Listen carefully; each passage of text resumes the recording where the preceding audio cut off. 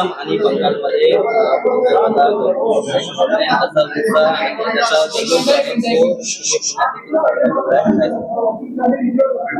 आज भारतीय जनता पार्टीच्या कार्यकर्त्यांना मनापासून आनंद होतोय की पश्चिम बंगाल आणि आसाम मध्ये भारतीय जनता पार्टीला घवघवीत यश मिळाले। आपण गेले अनेक वर्ष पाहतोय की पश्चिम बंगालमध्ये ममता बॅनर्जींची सत्ता होती। पश्चिम बंगाल मधला भारतीय जनता पार्टीचा कार्यकर्ता गेले अनेक वर्ष त्या ठिकाणी संघर्ष करत होता, पाय घट्ट रोवून उभा होता आणि तिथल्या सामान्य कार्यकर्त्याला असं वाटत होतं की एक ना एक दिवस या राज्यामध्ये भारतीय जनता पार्टीचं सरकार येणार। आणि आज आपण पाहताय की पश्चिम बंगालमध्ये परिवर्तनाची लाट आली आहे आणि भारतीय जनता पार्टीची सत्ता स्थापन होताना दिसतेय। त्याचप्रमाणे आसाम मध्ये सुद्धा मोठे यश भारतीय जनता पार्टीला मिळाले। सुदैवाने या दोन्ही राज्यांमध्ये विधानसभा निवडणुकींच्या निमित्ताने मागच्या काळामध्ये मी विधानसभा निवडणुकींच्या प्रचारार्थ गेलो होतो, त्यामुळे दोन्ही ठिकाणची परिस्थिती मला माहिती आहे। अत्यंत संघर्षाच्या वातावरणात कार्यकर्ते त्या भागामध्ये काम करतात।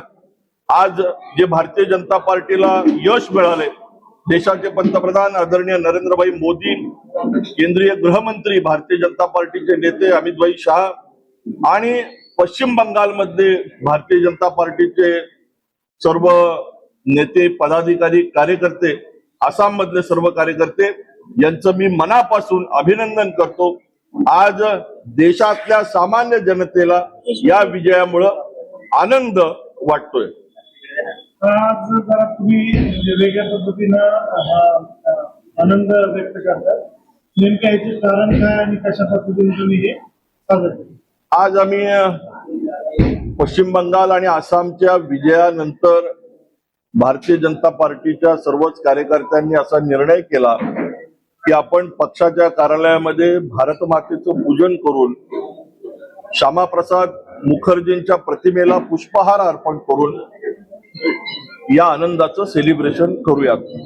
कारण परवा नसरापूर मध्ये जी दुर्दैवी घटना घडली, संपूर्ण पुण्यामध्ये, राज्यामध्ये कर्त्याच्या संवेदना या विषयामध्ये त्या निरागस मुलीच्या पाठी आम्ही कोणताही जल्लोष, आनंदोत्सव, फटाके, आतषबाजी असं न करता सामान्यपणे कार्यकर्ते एकत्र आले आणि साधेपणाने आजचा हा उत्सव आम्ही भारतीय जनता पार्टीच्या कार्यालयात एकमेकांना शुभेच्छा देऊन साजरा केला आहे।